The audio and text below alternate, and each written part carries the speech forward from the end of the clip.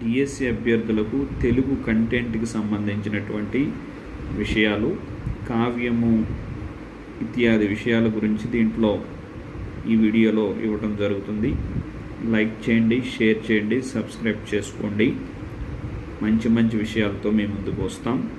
కీర్తి కోసం, ధనం కోసం, వ్యవహారాలు తెలుసుకోవడానికి, అశుభాలను పోగొట్టుకోవడానికి, అలాగే చదివినప్పుడు ఆనందం కలుగజేయడానికి మరి ఉపయోగపడేటటువంటి